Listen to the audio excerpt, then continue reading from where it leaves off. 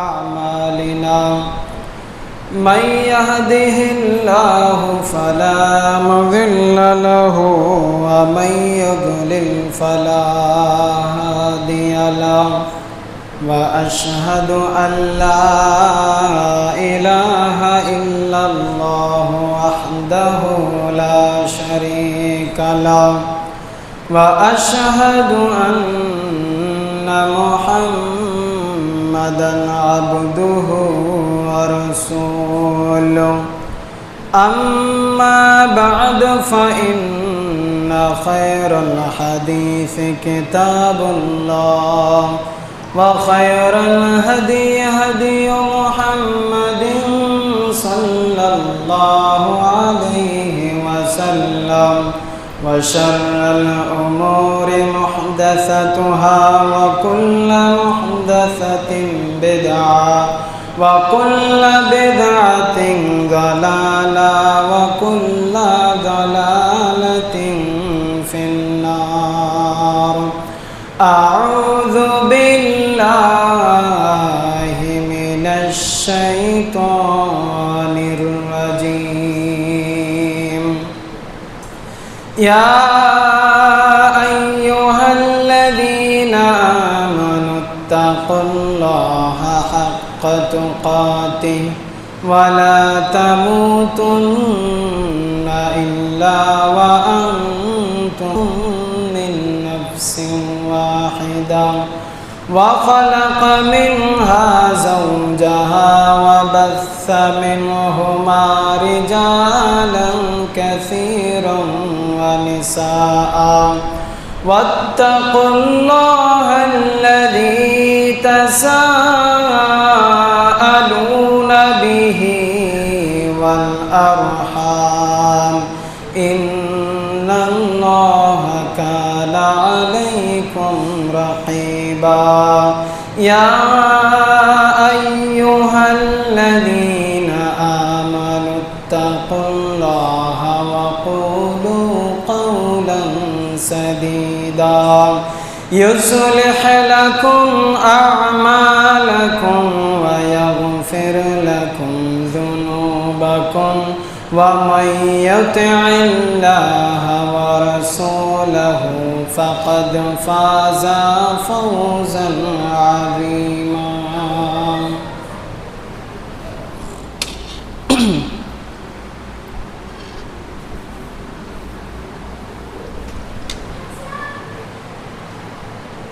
الحمد لله وحده والصلاة والسلام على من لا نبي بعد. أما بعد فأعوذ بالله من الشيطان الرجيم.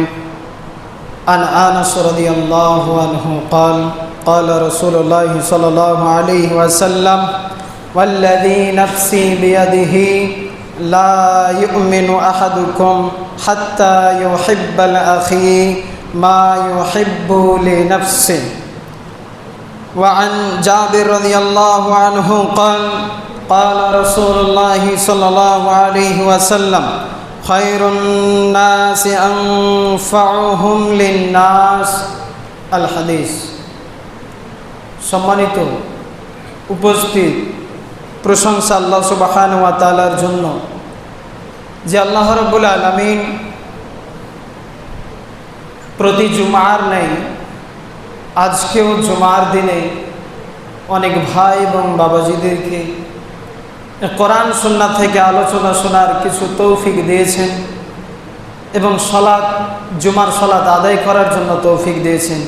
সে মহান স্রষ্টা আল্লাহ রাব্বুল আলামিনের আমরা সংক্ষিপ্তভাবে প্রশংসা আদায় করি বলি আলহামদুলিল্লাহ। অতঃপর কোটি কোটি দরুদ ও সালাম বর্ষিত হোক প্রিয় নবী সৈয়দুল মুরসালিন খাতিমুন নবিয়্যিন রাহমাতুল লিল আলামিন মুহাম্মদুর রাসূলুল্লাহ সাল্লাল্লাহু আলাইহি ওয়াসাল্লামের প্রতি আল্লাহুম্মা সাল্লি আলাইহি আল্লাহুম্মা বারিক আলাইহি। সম্মানিত উপস্থিতি, আজকে জুমায় আপনাদের সামনে যে বিষয়টি নিয়ে আলোচনা করব সেটি হলো সৃষ্টির প্রতি দয়ার এটি একটি দ্বিতীয় পার্ট বলা যেতে পারে। গত জুমার তার আগের জুমায় আমি আলোচনা করেছিলাম সৃষ্টির প্রতি দয়া। পৃথিবীতে যতগুলো সৃষ্টি জীব আছে তাদের প্রতি দয়া করা, রহম করা, এ বিষয়ে আলোচনা করেছিলাম। এবং তার দ্বিতীয় পার্টটি গত জুমায় আলোচনার কথা ছিল, কিন্তু কারণবশত হয়নি। এর জন্যে আজকের জুমায় আমি ওই সৃষ্টির প্রতি দয়ার দ্বিতীয় পার্টটি আলোচনা করব, যে বিষয়গুলো বাকি ছিল। আমি আলোচনা করেছিলাম, আপনাদেরকে স্মরণ করিয়ে দিই, তাহলে আজকের আলোচনা শুনতে আর একটু সুবিধা হয়। আমি সেই জুমায় আলোচনা করেছিলাম যে সৎকর্ম ও তাকওয়ার কাজে পরস্পরকে সাহায্য সহযোগিতা করতে হবে, এ বিষয় নিয়ে আলোচনা করেছিলাম। এবং আরও আলোচনা করেছিলাম যে দুর্ভাগ্যবান ব্যক্তি ছাড়া কারো অন্তর থেকে রহমতকে বের করে নেওয়া হয় না। মানে রহমতকে বের করা হয় ওই সব মানুষ যারা দুর্ভাগ্য, যারা হতভাগ্য, তাদের অন্তর থেকে। মানে এটা স্পষ্ট হয়েছিলাম যে রহমকে মানুষের কল্প থেকে বের করে নেওয়া হয়। তারপরে আলোচনা করেছিলাম শিশুদেরকে আমাদেরকে স্নেহ করতে হবে, আদর করতে হবে, তাদেরকে চুম্বন করতে হবে, এইভাবে আমাদেরকে রহম করতে হবে। আরও আলোচনা করেছিলাম দুইটি কন্যাকে যদি আমরা বয়স্ক প্রাপ্ত পর্যন্ত লালন পালন করতে পারি, আমাদের দায়িত্ব যদি আমরা পালন করতে পারি, তাহলে রাসূল সাল্লাল্লাহু আলাইহি ওয়াসাল্লামের কাছে কিয়ামতের দিন আমরা এক পাশেই দাঁড়ানোর সুযোগ পাব। এইভাবে আলোচনা করেছিলাম ইয়াতিমদেরকে যারা লালন পালন করবে, তাদের প্রতি যারা রহম করবে, দেখভাল করবে, তারা জান্নাতের মধ্যে রাসূল সাল্লাল্লাহু আলাইহি ওয়াসাল্লামের পাশে দাঁড়ানোর সুযোগ পাবে।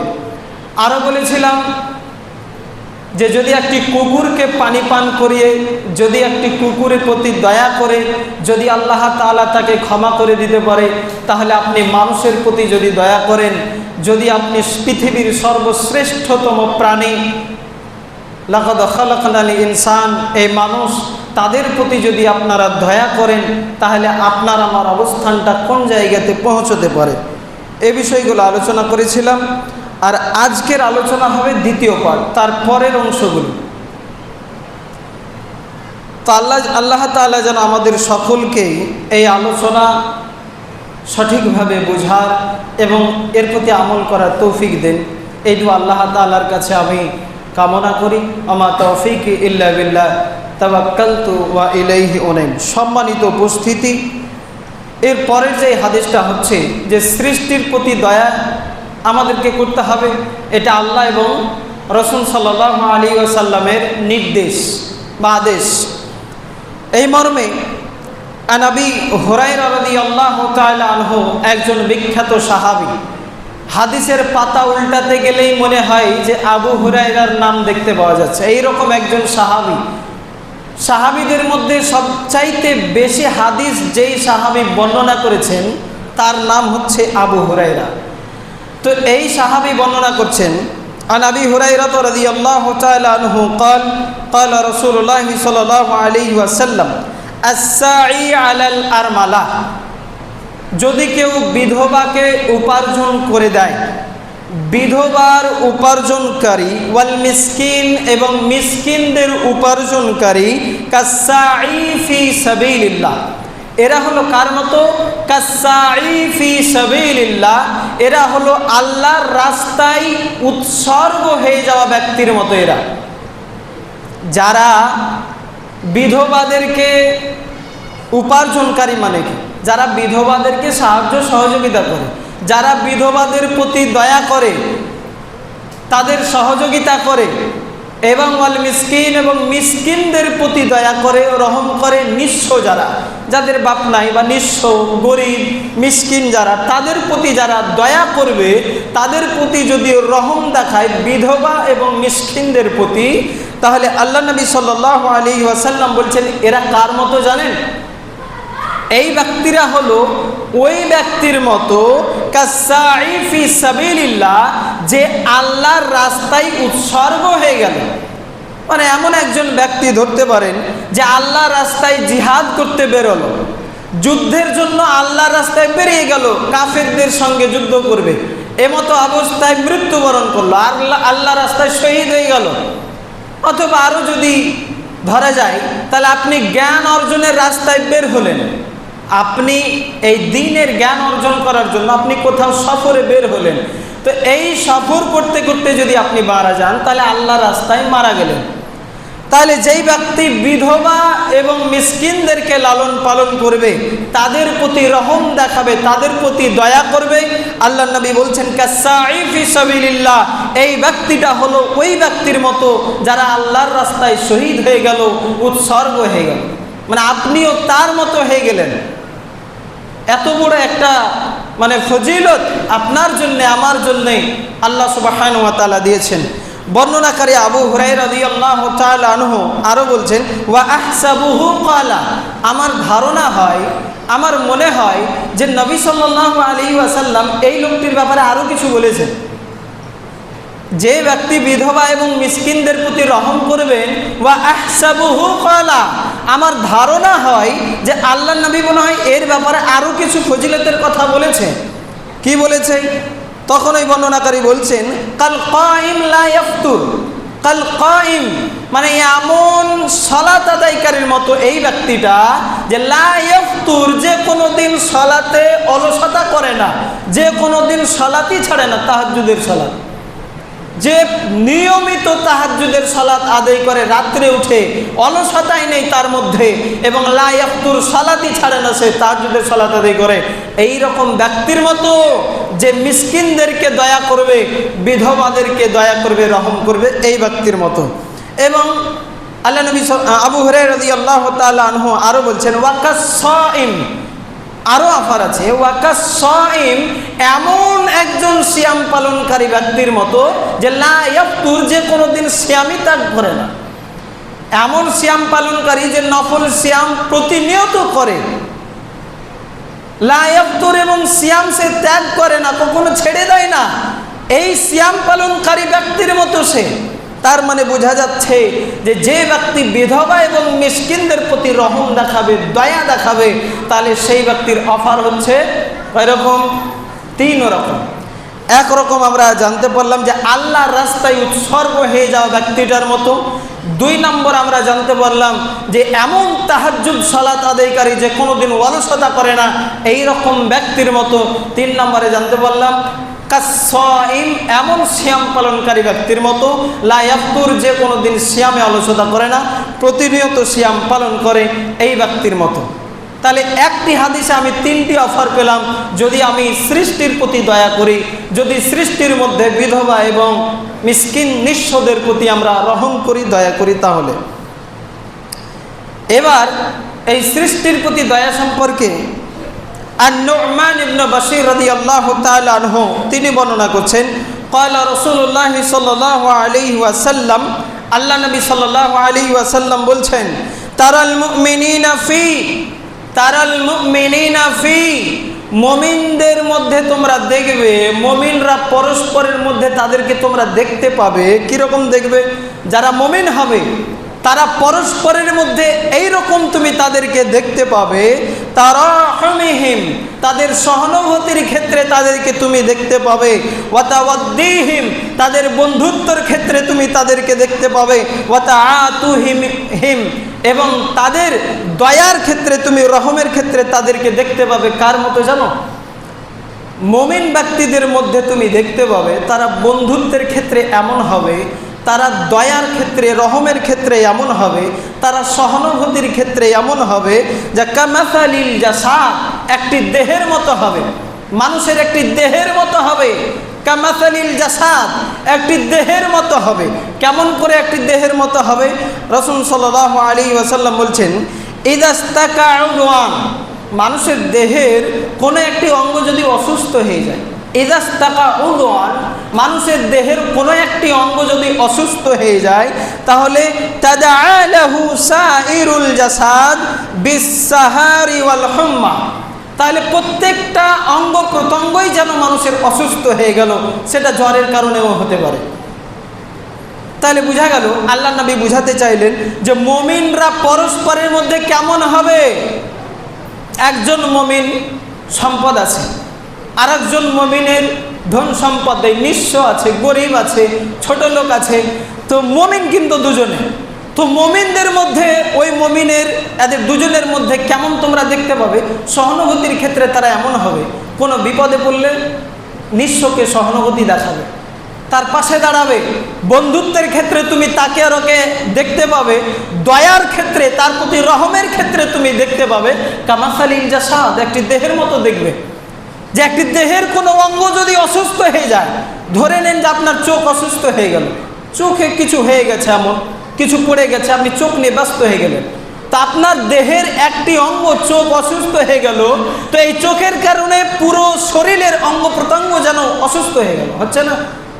একটি চোখ অসুস্থ হলে এই চোখের জন্য আপনার হাত ব্যস্ত হয়ে গেল চোখকে নিয়ে, এই চোখের জন্য আপনার পা ব্যস্ত হয়ে গেল, কোথায় ডাক্তারখানা যেতে হবে, কোথায় যেতে হবে, চোখের জন্য পুরো শরীর যেন আপনার চোখের জন্য ব্যস্ত হয়ে যাচ্ছে। তো রাসূল সাল্লাল্লাহু আলাইহি ওয়াসাল্লাম এরকমই বললেন, যেমন আপনি চোখের জন্য আর একটি অঙ্গ সাহায্য সহযোগিতা করছে, আপনার চোখের জন্য একটি অঙ্গের জন্য পুরো শরীরের অঙ্গ প্রত্যঙ্গ যেন আপনার চোখের জন্য সাহায্য করতে লেগেছে, ঠিক তেমনই একটা বন্ধুত্বের ক্ষেত্রে, সহানুভূতির ক্ষেত্রে এবং দয়ার ক্ষেত্রে তুমি মুমিনদেরকে দেখবে, কোনো মুমিন যদি বিপদে পড়ে যায় আর একটা মুমিন তাকে সাহায্য করার জন্য উঠে পড়ে লাগবে। কোনো মুমিন যদি বিপদে পড়ে যায় তাহলে তার বিপদ থেকে উদ্ধার করার জন্য আর একটা মুমিন লেগে পড়ে লাগবে, উঠে পড়ে লাগবে। এইরকম হবে, একটি দেহের মতো হবে, রাসূল সাল্লাল্লাহু আলাইহি ওয়াসাল্লাম বলেছেন। এবং আরও রাসূল সাল্লাল্লাহু আলাইহি ওয়াসাল্লাম বলেছেন আরেকটি হাদিসে যে ক্বালা রাসূলুল্লাহ সাল্লাল্লাহু আলাইহি ওয়াসাল্লাম আল মুমিনুনা কারাজুলুন ওয়াহিদ, মুমিনরা কারাজুলুন ওয়াহিদ, এক ব্যক্তির মতো হবে। মুমিনরা এক ব্যক্তির মতো হবে। ওই ব্যক্তিটা কি? ইনিস্তাকা আইনুহু, যে কোনো ব্যক্তির যদি চক্ষু অসুস্থ হয়ে যায়, এখানেও বলা হচ্ছে, তারপরে বলা হচ্ছে ইস্তাকা আইনুহু, তার পুরো শরীরটাই অঙ্গ প্রত্যঙ্গটাই যেন অসুস্থ হয়ে গেল। তারপরে আরেকটি কথা আল্লাহ নবী বলছেন ওয়া নিস্তাকা রাসুহু, এবং যদি তার শরীরের মাথায় ব্যথা হয়ে যায় তাহলে আল্লাহ নবী বললেন ইস্তাকা কুল্লুহু, তাহলে তার পুরো শরীরের অংশগুলোই যেন ব্যথায় ব্যথিত হয়ে যাচ্ছে। কারো দেখবেন মাথায় যদি ব্যথা হয় তাহলে পুরো শরীরের অঙ্গগুলোই যেন ব্যথায় ব্যথিত হয়ে গেল। ঠিক এগুলো উদাহরণ দিচ্ছেন আল্লাহ নবী, যে মুমিনরা ঠিক এইরকমই হবে। একজন মুমিন বিপদে পড়ে থাকবে আর আপনার অসুবিধা হবে না, এটা হতে পারে না। আপনি নিজেকে যদি মুমিন দাবি করেন তাহলে অবশ্যই আপনার পাশে যদি কোনো মুমিন অসুস্থ হয়, বিপদে পড়ে যায়, ঋণগ্রস্ত হয়ে যায়, ও যদি কোনো কিছু করতে না পারে বিপদের কারণে, তাহলে আপনি নিশ্চিত থাকতে পারেন না, এটা মুমিনের গুণ নয়। আপনি তার জন্য ব্যস্ত হয়ে যাবেন, এটা রাসূল সাল্লাল্লাহু আলাইহি ওয়াসাল্লাম বলেছেন। আরও উদাহরণ দিয়েছেন, অনেকগুলো উদাহরণ মুহাম্মদ সাল্লাল্লাহু আলাইহি ওয়াসাল্লাম দিয়েছেন। আর একটা হাদিসে বলছেন আনাবি মুসা আন-নবী সাল্লাল্লাহু আলাইহি ওয়াসাল্লাম ক্বালা, আল্লাহ নবী বলছেন, আবি মুসা রাদিয়াল্লাহু তাআলা আনহু তিনি বর্ণনা করেছেন যে আল মুমিনু লিল মুমিন, তুমি মুমিনদেরকে দেখবে, মুমিনদেরকে তুমি দেখবে কার মতো দেখবে জানো? আল্লাহ নবী বলছেন কাল বুনিয়ান, তুমি মুমিনদেরকে দেখবে কাল বুনিয়ান, একটি ইমারতের মতো, মানে একটি প্রাচীরের মতো। ওই ঘেরানায় প্রাচীর বাইরে দেওয়াল, ঠিক দেওয়ালের মতো দেখবে। মুমিনদেরকে দেখবে কাল বুনিয়ান, একটি দেওয়ালের মতো, প্রাচীরের মতো, ইমারতের মতো দেখবে। কেমন করে? রাসূল সাল্লাল্লাহু আলাইহি ওয়াসাল্লাম বলেন ইয়া শুদ্ধ, সেটাকে মজবুত করবে। এক মুমিন আর এক মুমিনকে শক্ত করবে, ইয়া শুদ্ধ, মজবুত করবে। এবং বাদুহু বাদান, এক অংশ অপর অংশকে মজবুত করবে। ঠিক তেমনি এক মুমিন আর এক মুমিনকে শক্ত করবে, ইয়া শুদ্ধ, মজবুত করবে। যে ইমারতের যখন, প্রাচীরের যখন উদাহরণ দিলেন, তখন আপনাকে ওটাই উদাহরণ দিয়ে দিই। দেওয়াল দেখেছেন? দেওয়ালের কথাই আল্লাহ নবী উদাহরণ দিচ্ছেন যে ইয়া শুদ্ধ, সেটা মজবুত করে। বাদুহু বাদান, মানে এক অংশ আর এক অংশকে মজবুত করে। মানে একটি ইট দেখবেন আর একটি ইটকে মজবুত করে না, ইয়া শুদ্ধ, শক্ত করে না। একটি ইট যখন গাঁথে আর একটি ইট লাগায়, এক ইট আর এক ইটকে মজবুত করে, শক্ত করে। এই কথাই নবী সাল্লাল্লাহু আলাইহি ওয়াসাল্লাম বলছেন যে একজন মুমিন আর একজন মুমিনকে ইয়া শুদ্ধ, শক্ত করবে তাকে, একজন মুমিন আর একজন মুমিনকে মজবুত করবে তাকে। তারপরে আল্লাহ নবী আরও কয়টা কথা বলে উদাহরণ দিলেন। সুম্মা সাব্বাকা বাইনা আসাবি, আল্লাহ নবী তখন এক হাতের আঙুলের মাঝখানে আর এক হাতের আঙুলগুলি ঢুকিয়ে দেখিয়ে দিলেন, এইভাবে মজবুত করবে। এক হাতের আঙুল আর এক হাতের আঙুলে ঢুকিয়ে আল্লাহ নবী দেখালেন ইয়াসুদ্দু, মুমিনরা এইরকম ভাবে একে অপরকে মজবুত করে ধরে থাকবে, কাউকে বিপদে পড়তে আরেকজন মুমিন দেখতে পারে না, সে তাকে মজবুত করার জন্য লেগে পড়ে উঠবে। এবার রাসূল সাল্লাল্লাহু আলাইহি ওয়াসাল্লাম আরও বলছেন, এগুলো হচ্ছে সব সৃষ্টির প্রতি দয়া, মানুষের প্রতি রহম করা, দয়া করা। রাসূল সাল্লাল্লাহু আলাইহি ওয়াসাল্লামের আরেকটি হাদিস বর্ণনা করি। عن ابن عمر رضي الله تعالى عنه قال قال رسول الله صلى الله عليه وسلم المسلم اخو المسلم, আল্লাহ নবী বলছেন আল মুসলিমু আখুল মুসলিম, তুমি মুসলিমদেরকে দেখবে একজন মুসলিম আরেকজন মুসলিমের লা ইয়াজলিমু, কখনো জুলুম করতে পারে না, ওয়ালা ইউসলিমুহু, এবং তাকে ধ্বংসের দিকে ঠেলে দিতে পারে না। আল্লাহ নবী বলছেন যে আল মুসলিমু আখুল মুসলিম, একজন মুসলিম ভাই আরেকজন মুসলিমের লা ইয়াজলিমু, ওর প্রতি কখনো জুলুম করতে পারে না, ওয়ালা ইয়াসলিমুহু, এবং তাকে ধ্বংসের দিকে ঠেলে দিতে পারে না। যেটা বর্তমানে আমরা দেখছি, একজন মুসলিম দাবি করে নিজেকে মুসলমান হিসেবে গণ্য করেও আরেকজন মুসলিম ভাইয়ের আমরা তার প্রতি জুলুম করি না। একজন বাবা হিসেবে তার দায়িত্ব হলো যে তার মরে যাওয়ার পরে তার ছেলে মেয়েরা তার ওয়ারিশ হবে তার সম্পদের, কিন্তু বেঁচে থাকতে অনেক বাবা জুলুম করে ছেলে মেয়েদের প্রতি। আল্লাহ সুবহানাহু ওয়া তাআলা এর বিধান দিয়েছেন যে মেয়েরা কতটুকু পাবে, ছেলেরা তার বাবার সম্পত্তির কতটুকু পাবে। এগুলো জুলুম করে বাবা। অনেক বাবাকে দেখবেন সব ছেলেকে দিয়ে দিল, 10 কাঠা করে 3টা ছেলেকে 30 কাঠা দিয়ে দিল, আর মেয়েরাকে বলছে তোরা তো বাড়ি টাড়ি আসবি, ওই তোরা 1.5 কাঠা করে ওই বাগানের দিকে আছে ওটি নে, তোরা 2 বোন আছিস 3 কাঠা নে, ওই 3 কাঠাটা। জুলুম হচ্ছে এগুলো। আপনার মেয়ের প্রতি আপনি জুলুম করলেন, আরে তার যেটা পাওনা, তার যেটা হক ছিল, আল্লাহ যেটা বিধান দিয়েছে সেটাই আপনাকে দিতে হবে। ও যদি নেব না বলে সেটা ওর ব্যাপার, কিন্তু আপনি নিজে থেকে তাকে বলতে পারেন না যে আমার বাড়িতে তো আসবি, আমার বাড়িতে তো বেড়াতে আসতে হয়, খাওয়া দাওয়া করবি, উঠবি, বসবি, এই বলে কত রকম করে তাকে হক থেকে বঞ্চিত করে, তার মেয়ের প্রতি জুলুম করে। এমনইভাবে আমরা দেশের মধ্যে আরও অনেক জুলুম দেখতে পাই যে একজন মুসলিম আরেকজন মুসলিমের প্রতি মুসলমান হয়েও তাকে মারধর করে, মারামারি করে, জুলুম করে। জুলুম অনেক রকমের হয়। কাউকে টাকা নিয়ে নিল, কারো টাকা নিয়ে তাকে টাকা দিচ্ছে না, এটাও একটা জুলুম। কারো জায়গায় বাড়ি আছে, কারো জায়গায় তার নিজের বাসা বেঁধে আছে, তার ক্ষমতা আছে আরেকজনের আছে বলে তাকে উঠিয়ে বুলডোজার চালিয়ে তাকে বাড়ি থেকে হটিয়ে দিল, তাকে কিছুই দিল না, এটাও তার প্রতি জুলুম করল। তাহলে মানুষ মুসলমান হয়ে মুসলমানের প্রতি জুলুম করা হচ্ছে। অথচ রাসূল সাল্লাল্লাহু আলাইহি ওয়াসাল্লাম বলছেন আল মুসলিমু আখুল মুসলিম, একজন মুসলমান যদি হয়, যদি নিজেকে মুসলমান বলে, তাহলে আরেকজন মুসলিমের প্রতি লা ইয়াজলিমু, জুলুম কখনো করতে পারে না। এবং রাসূল সাল্লাল্লাহু আলাইহি ওয়াসাল্লাম বলছেন ওয়ালা ইসলিমু, তাকে ধ্বংসের দিকে ঠেলে দিতে পারে না। একজন মুসলমান হয়ে আরেকজন মুসলমানকে কি করে ধ্বংসের দিকে ঠেলে দিতে পারেন? একজন মুসলিম হয়ে আপনার কাছে কোনো কিছু পরামর্শ চাইতে আসলো, আপনার একটি দোকান আছে ধরে নেন, আপনার দোকানটা ভালো চলে, একজন ভাই আপনার কাছে পরামর্শ নিতে এলো ওই দোকান খোলার জন্যই, তা আপনি তাকে কি করলেন? এমনভাবে তাকে পরামর্শ দিলেন উল্টা পাল্টা, যাতে ও দোকান খুললেই ও সব চলে যায়, মানে ধ্বংস হয়ে যায়, ওকে খুলতে দিবেন না, তার জন্য আপনি পরামর্শ উল্টো পাল্টো দিচ্ছেন। এই রকম করে একজন মুসলিম আরেকজন মুসলিমকে ধ্বংসের দিকে ঠেলে দিচ্ছে। আরও অনেক বিষয় আছে এইরকম করে। তো একজন মুসলিম কখনো আরেকজন ভাইকে ধ্বংসের দিকে ঠেলে দিতে পারে না।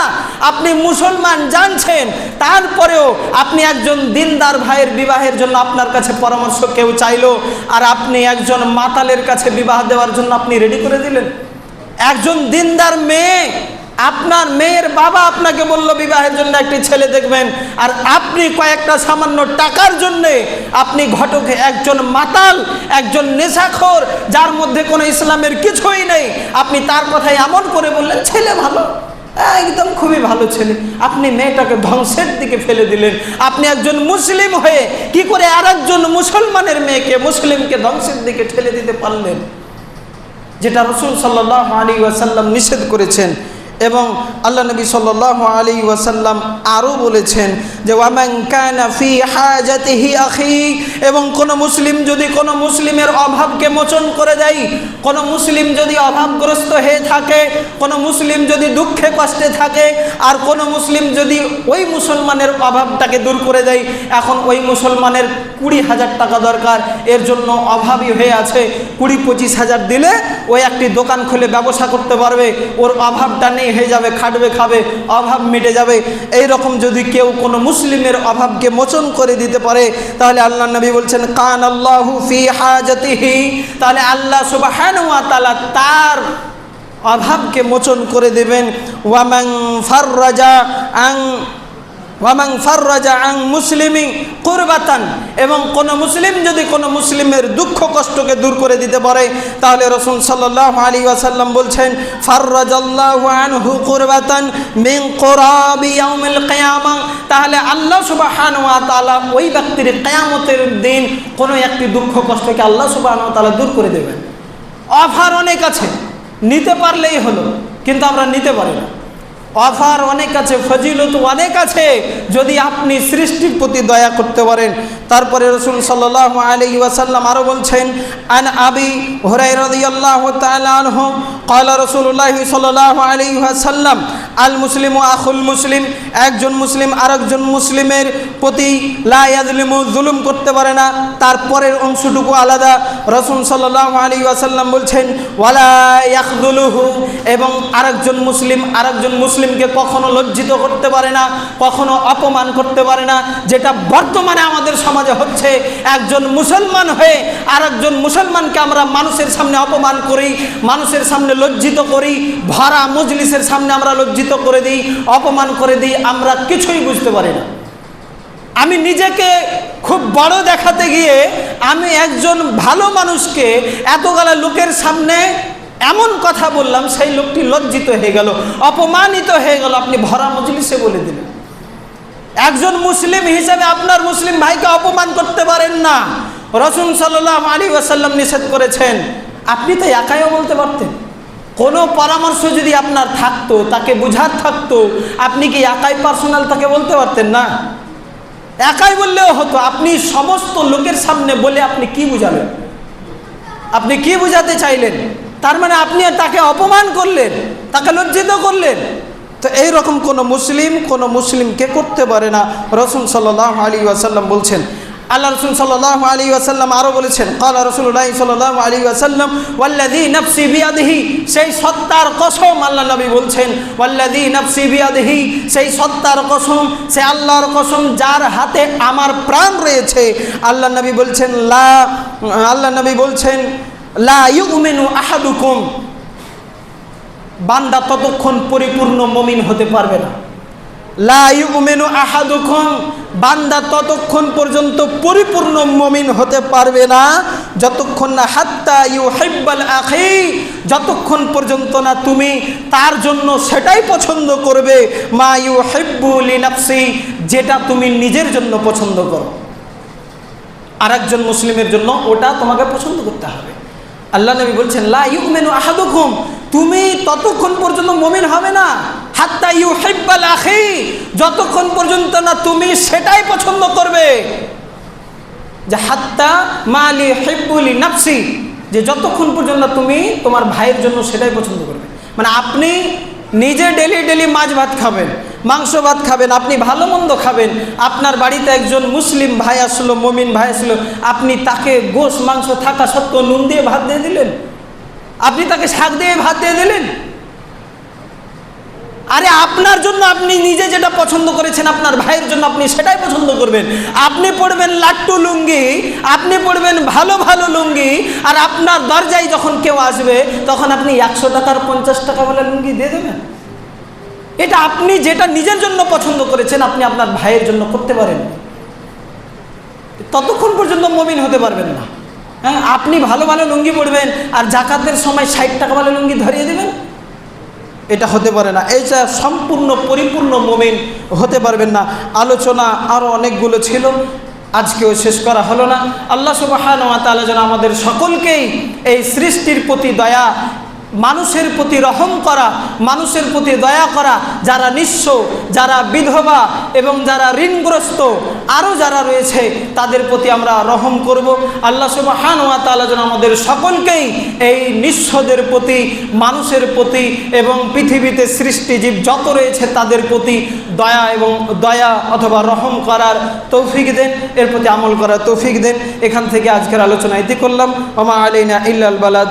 আল্লাহুম্মা সাল্লি আলা محمد وعلى آل محمد كما صليت على إبراهيم وعلى آل إبراهيم إنك حميد مجيد. اللهم بارك على محمد وعلى آل محمد كما باركت على إبراهيم وعلى آل إبراهيم إنك حميد مجيد. ربنا تقبل منا إنك أنت السميع العليم وتب علينا إنك أنت التواب الرحيم. سبحان ربك رب العزة عما يصفون وسلام على المرسلين والحمد لله رب العالمين.